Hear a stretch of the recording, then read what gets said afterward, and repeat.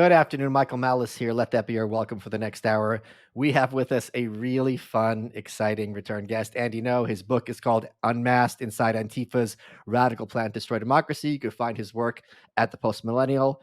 Andy, one of the reasons I love talking to you is I pride myself on getting like serious people to break and smile and laugh. I've done it to Jordan. I've done it to Matt Walsh. I've done it with you. Um, I'm really excited to have you back on the show. And I know as we're talking about this, you're covering a breaking story. We're recording this on Tuesday.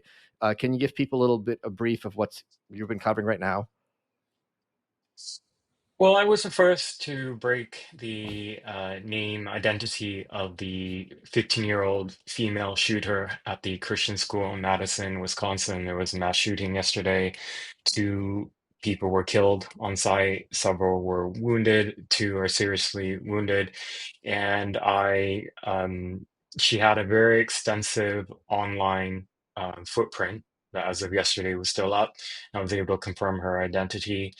And that was a story that I've been working on. I've also been working on some other sources of those with knowledge about what went down in the school as the shooting happened. So you'll see some more reporting on me soon. I don't normally cover mass shootings as a beat. However, what I do cover that's sort of related to that is I always find it very interesting to try to find out everything that you can about a suspect or a shooter, um, because usually what happens is once law enforcement starts digging into their investigation early on, the profiles go offline Yeah. immediately. So without that information, you don't.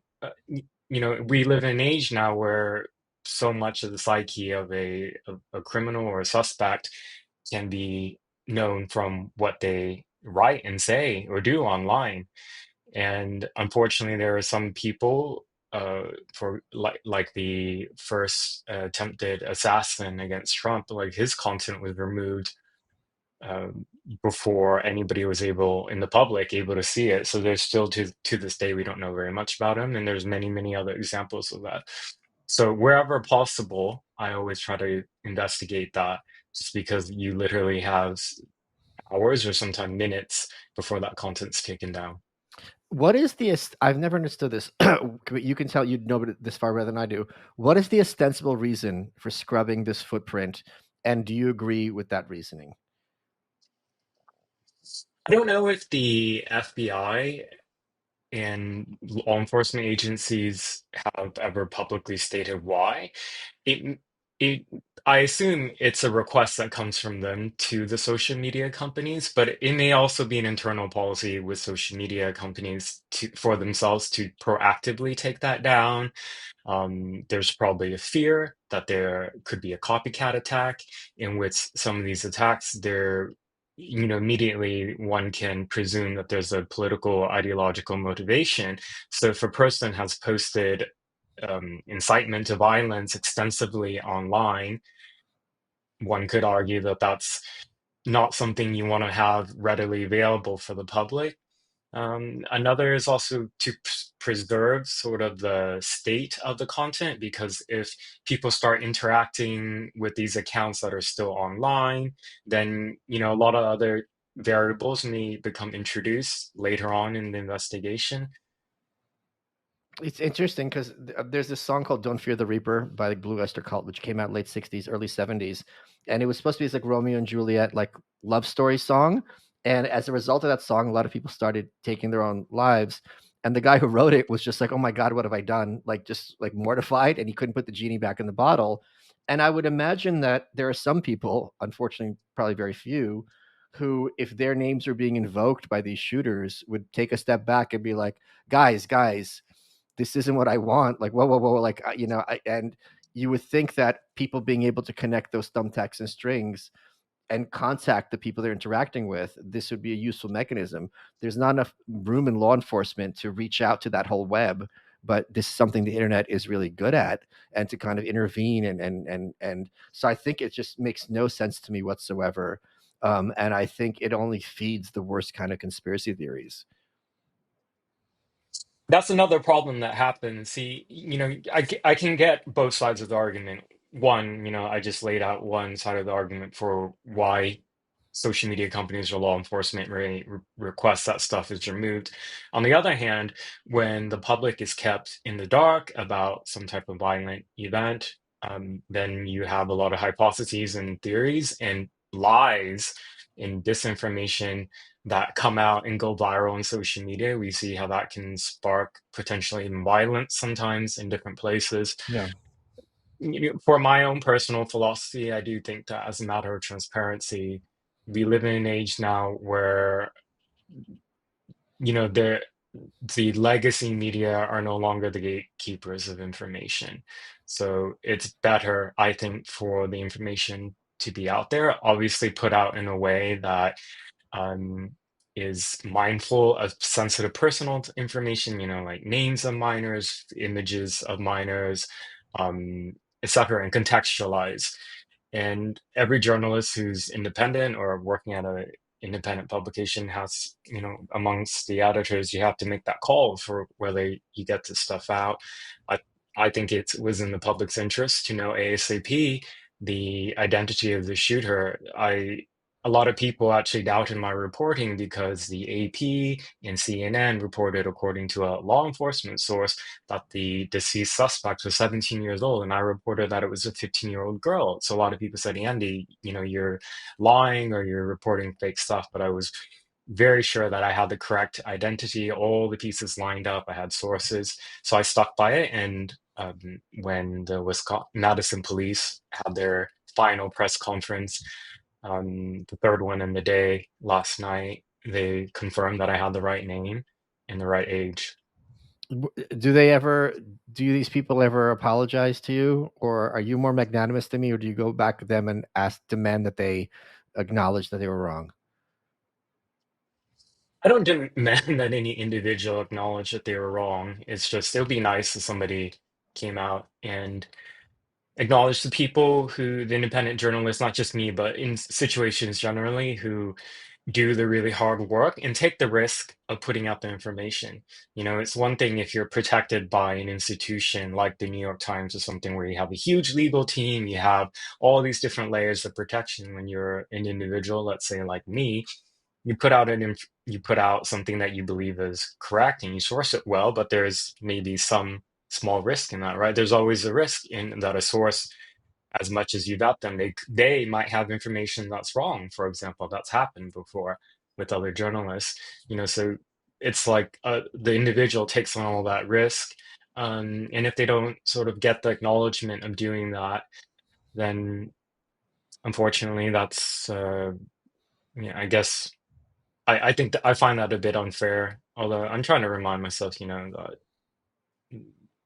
in news, people that's not an industry really where the individual reporters or writers or journalists get a lot of recognition. And like people just care about the story and not so Yeah. much about where it's coming from. Uh, which, yeah, sometimes I lament that a little bit, not in the sense that I want to be like a celebrity or anything, but it's really hard work. And a lot of times people like me we're not in front of the camera because we're researching, we're interviewing people, we're doing the writing, and then it would just be nice if people start giving kudos to particularly independent journalists because they work often on their own or on a no budget or shoestring budget, unlike some of these other bigger places who are able to tap into sources because they have the CNN name or the AP name, you know. Do you think maybe you weren't in front of the camera more because you were such a fatty? Wow, I didn't expect that segue. No, that wasn't why. For background, for people who are a bit confused by that, it didn't come out of nowhere. Recently, I did post a picture of, I guess you could view it as before and after, but I did have significant weight loss in the last 3 years. Um, I mean, I from a young age have been overweight and obese, and so I do think that that probably has some impact on my confidence in front of people generally. But my personality wise is just not somebody I think that is particularly charismatic in front of the cameras. So I'm actually very thankful you have me on. I think I'm often told, Andy, your voice is so monotone. You go on Oh, and on too long. You speak so boring. I think all that is true, which is why I try to do more of the writing now. well, I think I think you always sound like you're giving a eulogy.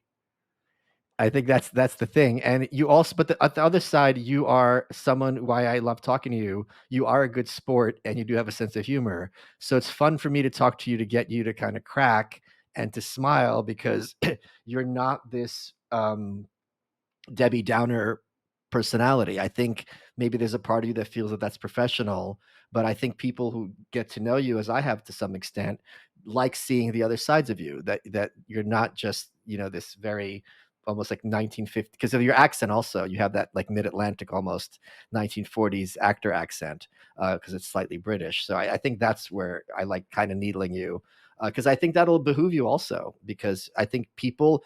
I think you might not appreciate as someone who's been the target of violence, what a soft spot people have in their hearts for you. Because it's like it's one thing, it's me with my big mouth sitting here in the comfort of my own home, but you're out in the field and you're putting yourself in the line of fire. And I think a lot of people really respect and admire that. Thank you, Michael. I really appreciate that. It means a lot to me that you find it valuable that people can get to know me as much as I can in a personal way through these type of interactions. Most people wouldn't have sort of the time or interest in investing in that, so I appreciate that you think it's worth it for people to see. Folks, when iHerb.com came to me to sponsor the episode, I was happy because I've been a customer of theirs for years. They offer over 50,000 products in a variety of categories: supplements, pets, grocery, baby. This is your one stop shop for all your health and wellness needs. You could trust all your products will arrive in first rate condition because their orders are shipped from climate controlled fulfillment centers in the US to ensure the quality of their products. They ship to over 180 countries. The products at iHerb are sourced directly from the brands or authorized distributors, no third party sellers. You get free shipping for over $30 and 24/7 customer support if you have questions about your order. Again, I've been using them for years because they've got a great selection at great prices, ship quickly, and ship well. Our listeners get 22% off their first order when you use code Malice at iHerb.com/shop/Malice.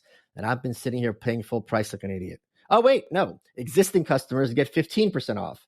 That's 22% off your first order at iHerb.com/shop/Malice. Use promo code Malice. I know I will. I take like 12 supplements a day. I just do what my coach tells me, but it seems to be working. And iHerb.com is where I go to for what I need to maintain my health. So for your health, go to iHerb.com/shop/Malice. Use code Malice. 22% off your first order. Thank you, iHerb.com, for supporting this episode. Let's get back to the show. So I mean, this is a silly question, but I mean, because when we were on Ruben, and we should have double teamed him and fat shamed him. Uh, Now that she's a mom, one of the things we're talking about was weight loss. So as someone who, as you said, struggled with your weight all your life, I'm sure in your head you thought, I'm never going to be fit. It's just not my path. So it's what would you have told yourself 3 years ago, and what worked for you? And I'm going to tell before you answer that, if you're going to do a diet where it's something that has to do with willpower, you're going to fail because your willpower is finite. If you have a regimen, which is something that you could stick to every day, that's not going to take a lot of willpower, you will succeed. Just like if you're writing a book, if you want to sit down and write a book in one sitting, not going to happen. If you could say, I'm going to write a page a day, in a year, you have a book. Wow, I appreciate you asking that. I have not had a chance ever to discuss publicly weight and diet and fitness type stuff. It's not something I write about, but it's been very integral to sort of building my character in the short time that I've been a public figure. What would I tell myself 3 or 4 years ago or before that? Well, I think I would say that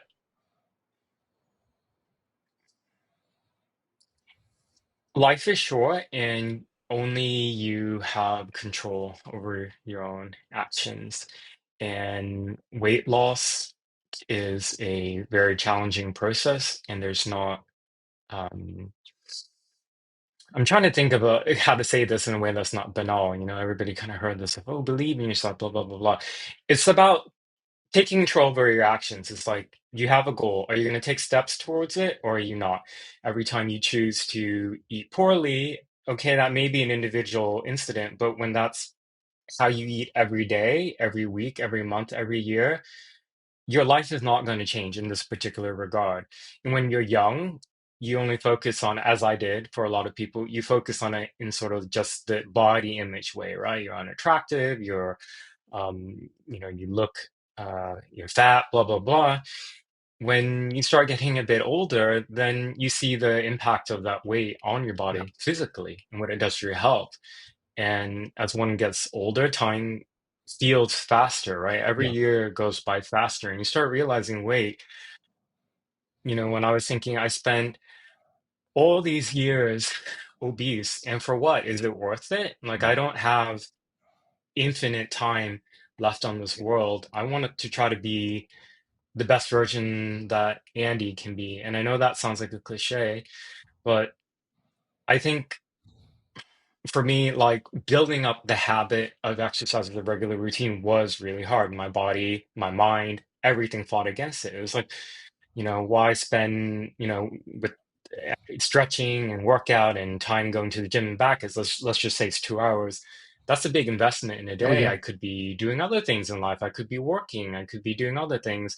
And I realized, yeah, I could be doing other things, but health is something just I can't compromise on. So I'll just do it. And day to day, it was hard. Week to week, very challenging. One doesn't notice the differences at that when you're, looking at it at that small scale. Month by month, even, I didn't really see a big difference. I just kept going. The weight loss was actually really slow. A, a lot of people didn't notice over the last 3 years that I was losing weight because I did it actually really slowly, but that's how I've been able to maintain it. It's really so one part was building up the exercise regimen, and then the other big change was diet. I would tell myself that you cannot out exercise a bad diet. You just cannot. It's if one is eating poorly, you can be in the gym every day. Really, overall, you're not going to see the results, right? And that was a really hard thing for me to accept, actually, because I wanted to think, oh, I can continue to eat the junk food and these huge amounts of carbs, rice, noodles, etc., snacks, sugar, and well, I'll just go to the gym longer. And then I would kind of wonder why my weight wasn't really shifting and why I wasn't losing anything. And well, it's because my diet was poor. So it's been a hard process. I'm committed to it though, and I think it's brought up a quality in my life that I didn't think was particularly possible. And the world does treat you differently. I Oh think yeah. it can be a hard thing to admit, but people know it's true. When you carry an extra 50 to 100 pounds on you, the world looks at you very, very differently, Wait, and that's how much people weight you can lost? be 50 pounds? I lost, let me think, about, yeah, around 50 pounds. Holy crap, But dude.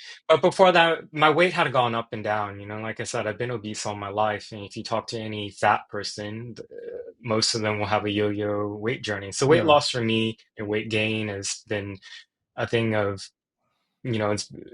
it's brought a lot of pain and heartbreak. I remember in the past before when I lost a lot of weight, and then slowly, year by year, I could see I was outgrowing the clothes that I bought Yeah. for the weight loss. I didn't fit them anymore. And so, and that's something that I remind myself that, oh, the state that I'm in right now is not permanent. If I choose to make bad decisions in my life with eating and diet and exercise, my baseline is going to go back to somebody who's unhealthy, and I'll look and be at the weight that I was before. So it's also humbling also to think about that. I guess through all this, I feel empowered, not in one way that I didn't think was possible, is that like I have control over my own choices, which is on the surface sounds really obvious, but because the changes happen so slow and incrementally, you don't actually realize how powerful those choices are. Yeah, So, um, when I was a kid, I was a big procrastinator, right? And I'd remember it was Saturday evening and I had something due on Monday, and I had that creepy feeling that I know I'm not going to do it tomorrow, and Monday's going to come along, and I have to go to school or class, whatever, and it's going to be a nightmare. And then one day, my brain's like, you know, it's Saturday. If you just work at this for like 20 minutes, you're going to get a chunk of it done, and you don't have to have this feeling of doom. And that's what stopped my procrastination. I still work in spurts. Like when I write books, I write for an hour a day, maybe two max, and the two sets of 1 hour, and that's all I can handle. I respect everyone out there who puts in an 8 hour day, let alone 9 hour day. I can't do it. But the point being, that works for me. If I do a little piece every day, it gets to that point. And for me to get in shape, I had a friend who was a professional athlete, and we went to the gym, and I realized I don't have to be as fit as him, but I could be fitter than I am. So I think a lot of people who are like being 200 pounds at whatever 5'10" is fat if you're not muscular, and being 300 pounds at 5'10" is fat. Those aren't the same phenomenon. So if you're 300 pounds and you tell yourself you'll never be jacked, that's true, but can't you be 240? Like, is that so? When you tell yourself that and the goals become much more achievable, it's a lot easier to kind of have this constant positive feedback loop, and stick to it, as opposed to like have this all or nothing mentality. yeah. And for anybody listening out there who wants to change their life, just know that you can do it. It's not going to be an overnight thing, and that's again very obvious. Everyone knows that's true, but when you sort of accept that and you work towards it anyways, you sort of build. I guess my what I'm trying to say is every individual can choose to take a step forward or stay where they are or take a step back. And a step doesn't sound very much, but you continue on that over time, consistency, then it adds up. And I would just say it's completely worth it. I am quite critical, obviously, of the fat rights movement, um, because it's telling people a lie. I don't think anybody is happy when you're carrying that much weight. I mean, psychologically, you may be fine with it, but it's hard on the body. I know what it's like to do very little movement and feel very tired, to feel aches and pains all over. And that's in the body of a young man. Can you imagine what it's like when you get a bit older? Right. So, yeah, this that whole fat rights, fat positivity movement is so dangerous, I think, and destructive to young people. It's telling them that you can have it all. You can be happy, you can be beautiful, you can be content, and you can be obese all at the same time. When all those things, it's not true. Let's talk a bit about your book, because you kind of have cover Antifa more than anybody else I know, and they were a major force in 2020 and in the Trump administration, and I feel as if they've kind of vanished. So, is it that they're getting less media coverage? Do you think they've shrank in numbers or in terms of activism and violence? Break it down for me, please. That perception that they seem to have disappeared is not based on nothing. You are noticing that their activities are that they're doing a lot less. There's a number of reasons for that. They had a huge propaganda win in 2016 when Trump won because whether the mainstream media knew it or not, they were literally repeating the Antifa messaging and talking points on television every day, on radio, and in print that Trump was a fascist. We must organize now, get involved. And so a lot Wait, of can I interrupt? 'Cause I liberals gotta say who, something really key. I read the Antifa yeah, handbook, which I'm sure you've read as well. I forget the author's name, and it was Mark fascinating Bray, to me. What's that? Mark Bray. Yeah, yeah. And what was fascinating, the thing I remember most about that book is he's talking about the importance of fighting fascism, and he makes distinctions between fascism and just nationalism. And he explicitly says Francisco Franco of Spain. wasn't a fascist, but Trump is somehow worse than him. And it's like, whenever you think about fascism or nationalism, the claim that Trump is more of a dictator than Franco, I don't understand the mental gymnastics you have to go through to kind of present that with a straight face. But that was the position in the book. So his analysis about Franco was right. Franco is described by many leftists today as a fascist, but he was a Catholic nationalist. There's Yes, actually a correct. difference in how he was authoritarian. His regime killed people, Yes, but that there are many authoritarian regimes who are not right. fascists who have those type of features. So Bray, as an academic, got that part right. I guess a charitable interpretation is that he didn't really know what a Trump administration could like, so he was speculating based on fear mongering that Trump could be this fascist type of monster. And a lot of liberals believe that. I'm not saying Bray is one. I do believe Bray is a radical extremist anarchist like his Antifa comrades. But and that the book overall, his book is actually worth reading just because it's one of the main Antifa propaganda books, and you kind of get a sense of where their ideology is when you read that. So 2016 and the next 4 years, just during the whole first Trump administration, I think people have kind of forgotten how radicalized liberals became. Oh Like yeah. they believed every hate hoax. They completely threw themselves behind the most extreme elements of BLM and the calls for violence, et cetera, et cetera. And and then in 2020, there was all this groundwork that they had already built up that they were able to utilize in violent riots and organized deadly violence after George Floyd died.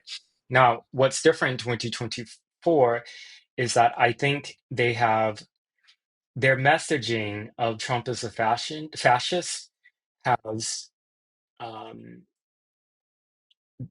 liberals just aren't buying it anymore. And I think you can look at how the historic November election of not just electoral college outcome, but also the popular vote and the shift towards support for Trump in blue areas, that this messaging, which Democrats went again to Trump as a fascist, the Madison Square Garden rally was like a Nazi rally, et cetera, et cetera.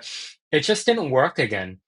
And I think that's because people can recall what 2016 to 2020 was like economically. The United States was better. We didn't have mass deportations of Americans who were non-white and all these other lies that we were told in 2016 before Trump came in. I think that's part of it. Another aspect is, I mean, it's a key part of why Antifa seems sort of mm, have gone a bit underground. Because if they don't have the numbers to latch themselves onto, like larger demonstrations, as a movement, the most radical aspects, the most violent parts, they just don't have enough people to get away with violence in public. A group of 20 Antifa rioters, police can take care of that very, very easily, as they did on election night in Seattle. When you have a group of 4,000 people intermixed in there, 100 or 200 Antifa, it's very hard for law enforcement to get a hold of that. That's one part. Two, the whole defund the police movement has been tested in some areas and turned out to be actually very unpopular, including to Democrats. So police, I think, have more morale than it was in 2020. And so when police are empowered to do um, policing and have the legitimacy to do it politically in various jurisdictions, you'll see that they'll make arrests of people who organize and commit acts of political violence in public. Another thing is that Antifa's violent acts had shifted to more um, small scale direct action attacks that are not pre-announced at all. It's not like before where they would do a flyer, come meet here at this time, and then we'll riot. No, what they'll do now is a small cell, it can be anywhere from a couple of people to 5 or 10, will, for example, attack infrastructure as they've done in many, many places in the name of Stop Cop City, which is an anti-police movement in Atlanta. They'll do it for Palestine, whatever. But it's like where they'll attack a building, smash up windows, vandalize, leave political messages, and then in the coming days, announce, usually through a radical anarchist blog linked to Antifa, that they take responsibility for something that had happened either the day before or even weeks before. So they've shifted their tactics towards that. Hey, folks, Michael Malice here, tolerated author, Twitter asshole, and sheath underwear model. I love wearing sheath. I wear it every single day. They're the most comfortable briefs you'll ever wear. Every time you hear my voice, you should know I'm wearing sheath. And what makes sheath different is that they have dual pouch technology. They have one pouch for one part of your male anatomy, another pouch for another part of your male anatomy. Sounds weird, but when you put them on, they're going to be super comfortable. They keep you cool in the hot weather, keep you nice and snug in an interview, on a date, doing a podcast, so on and so forth. After you tried sheath, you're never going back to the other brands. Support the underwear that supports you. Go to sheathunderwear.com, use promo code Malice. You get 20% off. That's sheathunderwear.com, promo code MALICE, 20% off. They've got shirts, they've got hoodies, they've got mesh ones. They have something for you. They also have a girls line, but since women aren't allowed to listen to the show, I can't help you. Sheathunderwear.com, promo code Malice. Let's get back to the show. I think direct action has its time and a place, and the propaganda, the deed as well. I don't understand the efficacy of smashing up like a storefront and just breaking some windows. Like, what is that supposed to gain anybody? So one of the main propaganda outlets for Antifa is this think tank, if you want to call them that, called Crime Think. Crime Think calls themselves an anarchist collective.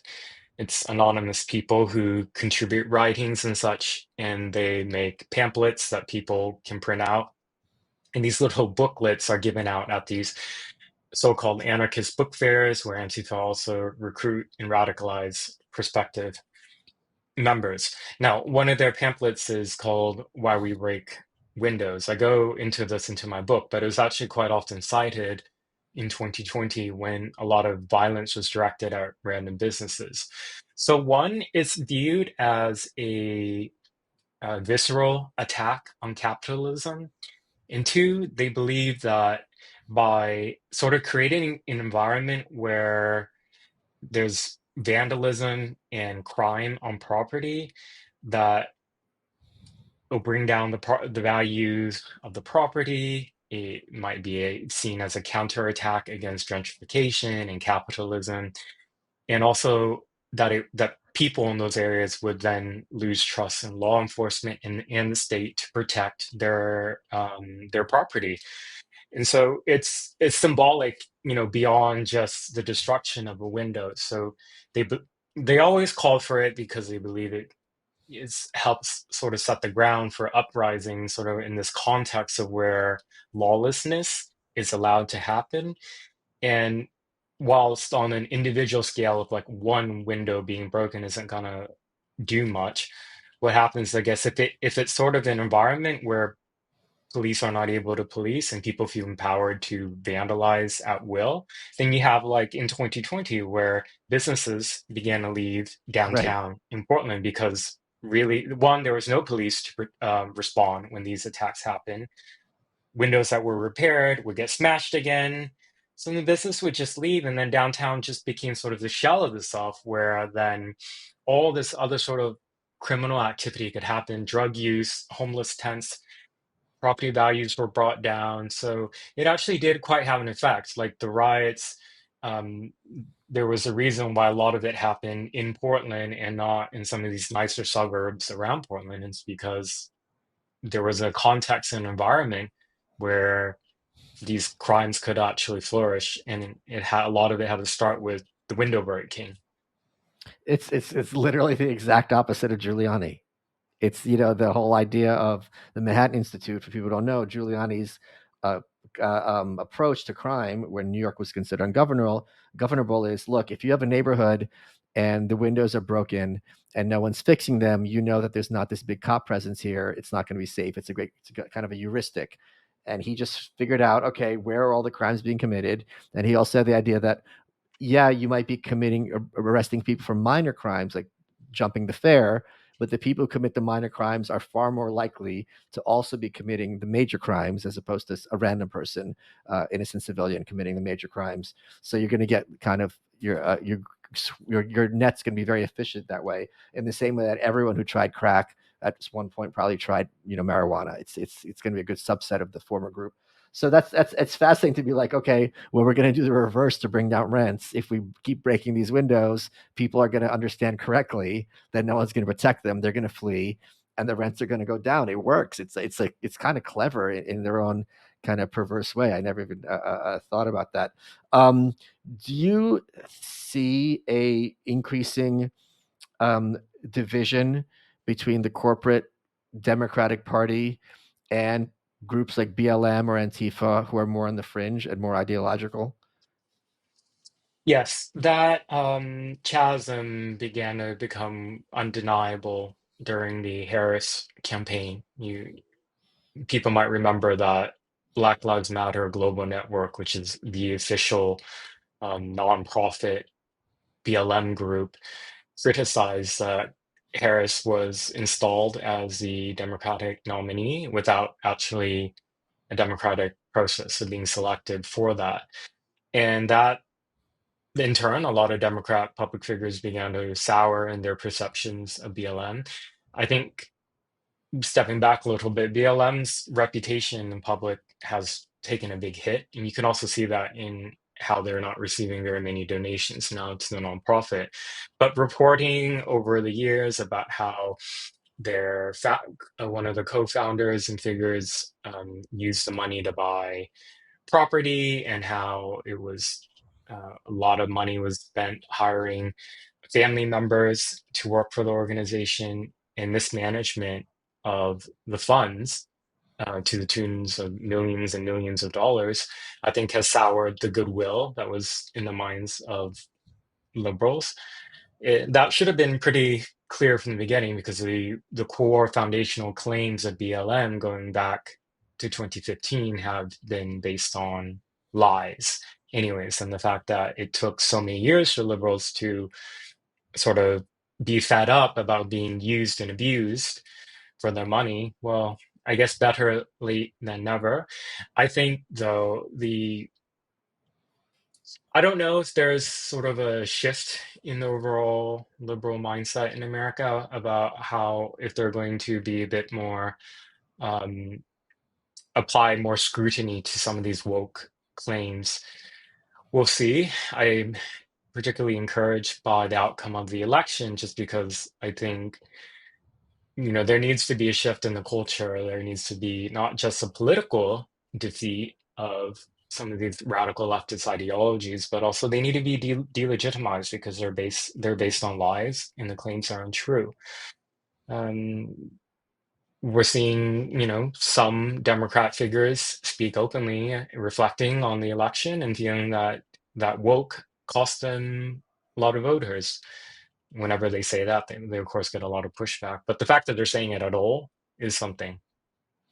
If it wasn't for woke, they would have had a better nominee. Right? Like the only reason Officer Harris was on the ticket was because of DEI, because Joe Biden said, I'm going to hire a black woman. Despite the Democratic Party claims of multiculturalism, there's very few prominent women of color in the party for him to pick from. If he had picked a VP nominee who had been more of like an Amy Klobuchar or some Governor Shapiro or any of these people, I don't think Shapiro was around back then. Point being, that person would have been able to pick up the mantle a lot easier if Biden stepped down than Officer Harris did, with her, just cackle and literal retardation. But that's a story for another day. I had questions from you from my locals, and the biggest recurring question, and something I'm extremely curious about, is you now live in the United Kingdom, which is rapidly becoming authoritarian, which started, of course, I don't know if it started, but certainly occurred under the conservative administration of Rishi Sunak, the previous prime minister. Um, I'm curious. You'd lived in England previously as a teenager, I believe. What precipitated this move? Yeah, so just to be clear, my when I lived before in England, it was for short amounts of time. So I didn't spend extensive amounts of times of my youth there. But I thought that's where the accent came from. no, I maybe it's my upbringing, maybe it's 4 years Oh, here. I don't are you know. just posh? Is that what's going on here? Because of the tea? No. No. This is not posh. If you talk to a posh person, they no, that I am not posh. No. I think to answer your question, politically, okay.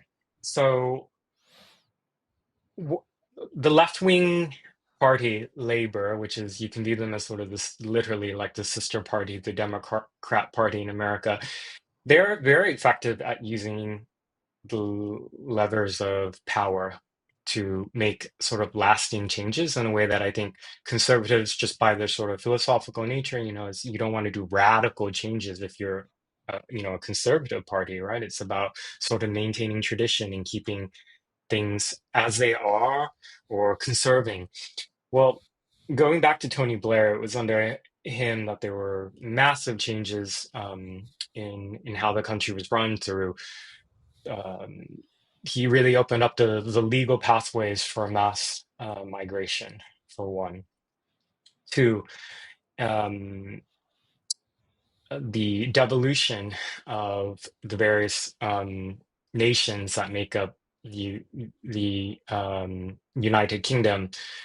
Scotland has its own government, Northern Ireland, Wales, and so it began to sort of some would argue attack at the idea of a sort of a united kingdom now that these um, that you could have devolved governments that ran their own affairs. Um, and with a lot of Americans, and I think this was part of the Elon Musk effect, paid attention to the um, how the government responded, the Labor government, which went into power this past summer, how they responded to the riots from British citizens who were against anti-mass migration. And you had, one could argue, um, a very heavy crackdown on it through mass arrests, releasing people early from prison to make room for the new arrestees. And these are people, by the way, up north in towns who are white, working class, poor people. A lot of them don't Yeah, have the benefit and privilege of education, of good legal counsel. They all took public defenders, and the public defenders all told them just to plead guilty right away, yep. which is why you saw people who were literally within days of the alleged crime, the riot crime, or incitement to whatever, they were sentenced or convicted and sentenced to years in prison.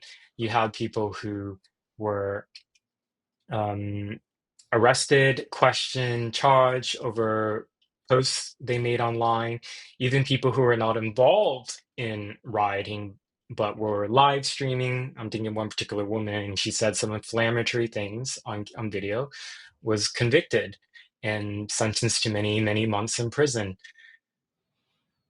This happens because there's no First Amendment equivalent in the UK. So under its anti-hate legislation, just incitement to hatred, and you can do that through writing, speech, or action. And the legislation is left a bit vague. That's the danger of vague legislation, is that it can be interpreted that you violated this particular law. Um, these are the sentencing guidelines for a conviction on it, and it can, in the judge, as the judges in particularly in the cases of the riots related to the summer, went with the maximum sentences, like years, for some of these people. And that sort of, I mean, this is sort of a really, how would I say it, describe it? Like a band-aid effect from the government, a band-aid attempt by the government to sort of, for now, shut down the dissent and quickly move on. because it doesn't address any of the underlying issues. What you have, the reality here is that there are many, many citizens who are unhappy with the direction of where the country has gone for a very long time in regards to its culture, its identity, through mass immigration, both legal and illegal. And they have no avenue to get their voice heard because in primarily the two-party system here, the two parties are united on the fact that they want mass migration because it's good on paper for the GDP. Ma Mass migration also, people, a lot of people don't know this, but a lot of it accelerated under various conservative governments who were elected on the promise that they would bring down net migration and failed to, because they were all, at the end of the day, driven by wanting to see the GDP numbers improve. So, yeah, they don't, there's not a Trump type figure, a populist figure that exists in the conservative party like we have, in America. So people, I think this is the context that kind of gave rise to where a mass stabbing attack by a suspect of an African family background, who's also allegedly an Islamic extremist, that that attack in Southport on little girls at a dance party, and three of them were stabbed to death. It was just sort of this what ignited it, and the government has chosen to use arrests in the courts and very heavy sentences to sort of show the public, you dare to rise up and protest again over this particular subject, we will use the power of the state to shut you down, and they've been effective in that. But the lingering resentment is still there, so it's sort of effective just kicking a tin down the street. Hey, it's Adam Carolla. And this is Dr. Drew. We're back doing our podcast 3 times a week, talking about current events, health news, and more. So, if you miss us on Loveline, check out the Adam and Dr. Drew Show. New episodes Wednesday through Friday, available wherever you find finer podcasts. Let's get back to the show. I have a follow-up question, but I want to point out, and I know you're going to disagree, that one of the things I'm gladdened about is I've been one of the key figures red pilling conservatives about the police, because if this was 10 years ago and I told conservatives in America that if the Democrats passed a law to arrest people for things, hate speech so-called, on Facebook or Instagram, whatever, that the cops would arrest you for it, they would have said, no, the cops would never do it. And I assure you that the cops in Great Britain are not that removed from the cops in America, that they would be happy to do it, as COVID had demonstrated. But that leads me to the question of, but why are you there now? A lot of your work has been mischaracterized, I should say, as hate speech and designed to incite violence and hatred. Aren't you basically a time bomb? This is a question I had to think about seriously for the first time this year. I've been here for a number of years now, but when I did reporting coverage about the riots in England, I became actually quite concerned, Yeah, just because mm, I was afraid I was going to be detained and questioned by police for my reporting. And crime reporting in the UK is a lot more difficult.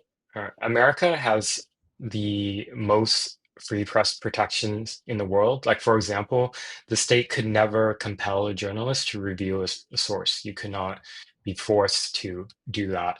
Um, you can do reporting on ongoing criminal cases that are and not be held in contempt of court for that. And by the way, there are plus and minuses to that. I think the sure. circus of the Derek Chauvin trial, how it had that level of media saturation in cases like that, demonstrate that it's very, very hard to have a fair trial. Yeah, In the UK, judges can place huge sweeping restrictions on the press on crime reporting on a case that's still ongoing, to like where either you can't report in it at all, or like no details about the suspect. I A lot of my reporting is still centered on US matters. I still go to the US frequently. I would like to report more on UK related things, and I thought that the riots that happened in England were so important that I needed to focus on it because I was physically here during the time when they happened. But there's always a question mark. Is it worth it, Andy, to Yes. pursue this line of inquiry in the UK when, somebody could report me to law enforcement and I might be hauled in and questioned, and choosing to not comment could be held against me. It's not like how one's Miranda's rights in the US. If you choose not to answer any questions, that's not held against you in a trial. Whereas here, that choosing to not cooperate could be held against you, actually. So, um, my point is, there's sort of pros and cons to the big move, right? Like, I left the US because it became really unsafe for me in urban areas. Portland, obviously, really the entire West Coast. I have been, unfortunately, recognized in public in a very scary way, one time in DC. And um, I regularly received death threats, and I needed to, I wanted to continue doing my work, but I felt being physically in the US, I placed myself at risk. And there was an opportunity for me to relocate to the UK, and I did that. And um, I've been safe here. Generally, I'm not, I'm not really known as a public figure here, so I can live a life that's normal. But as time goes on and I report on things that might rock the boat a bit here, it is a bit scary. I think I'll still do it. I'm taking a lot of risk in my reporting. That's how I got to where I am in sort of my status, is I take risks. If I um, keep everything sort of safe,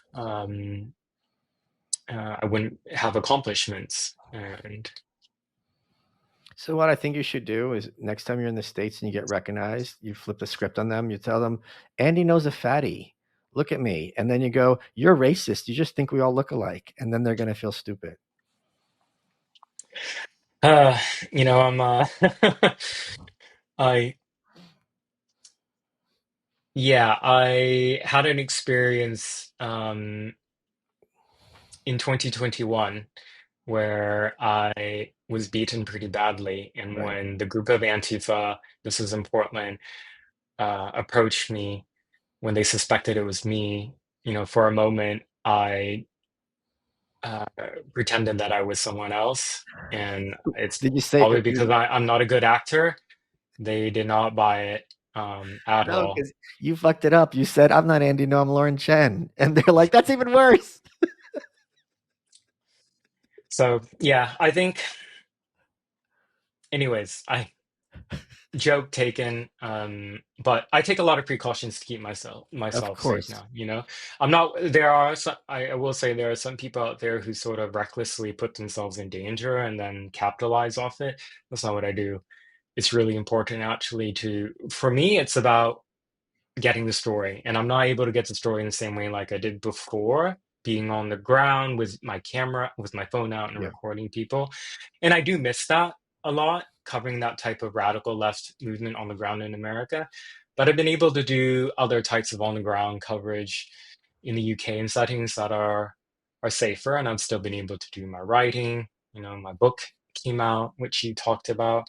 So this is why I always say support independent journalists. I don't have the resources to hire a whole security team, whereas these bigger sort of media institutions can. They can hire a whole Yeah. security detail to protect one journalist when they have them out on the ground.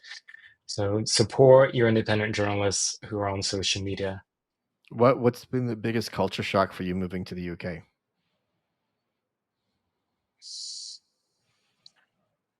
I would say that it surprised me how much class still plays Oh a yeah. role in life to the British. And when I say class, I don't mean it in the sense that how Americans understand it to be, right? Like income earners, right? High class is somebody who earns a lot of money, middle class is most people, and then low class, whatever, working class people. That's class here has nothing to do with money. Um, it's about your family ties. Obviously, if you're upper middle class or upper class, you come from nobility. There's still aristocratic titles and Oh yeah. aristocratic families And a lot of them don't have money anymore, but they are still considered of that class. Yeah. And there are those who are of new money. It's the reality now is there are lots of people who can make a lot of money who come from a working class background and do very, very well. That even though they could be millionaires, that's not the same as them being part of the upper class. And so it plays a role in the background of interactions and all that. This is not me impugning the upper classes or the upper middle class.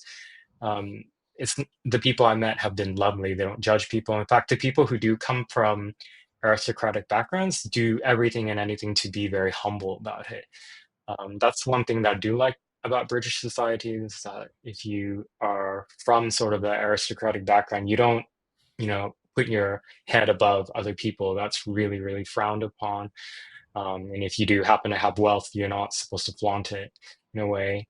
That was a big navigating that and the subtleties of interactions about that. And also, when people come from these different classes, their education is so different. Yes. They may have gone to a boarding school, they've gone to these private schools that are very elite and educate them sort of in a whole way of interacting with the world that's very different than those of a working class background.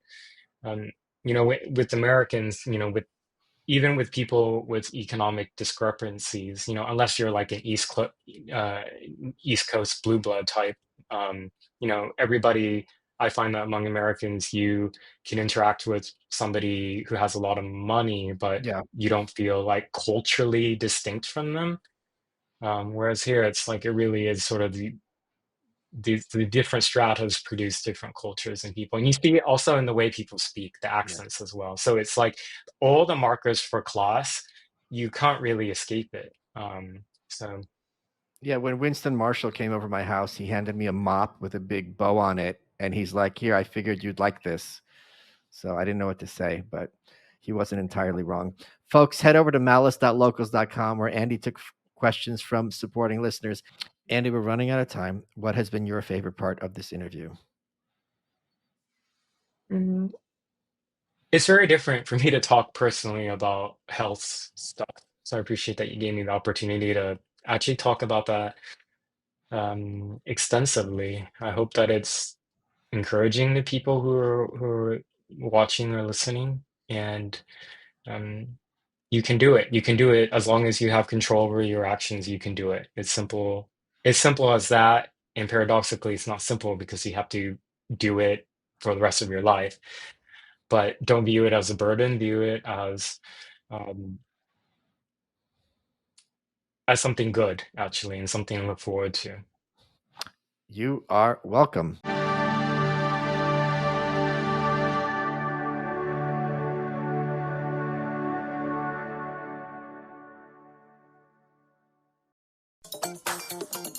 I love reality TV on Pluto TV. Same, and I love that it's free.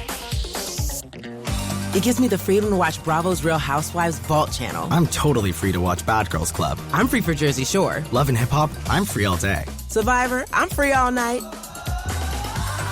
With hundreds of free reality shows, you are totally free to watch what you love on Pluto TV. Pluto TV. Stream now, pay never.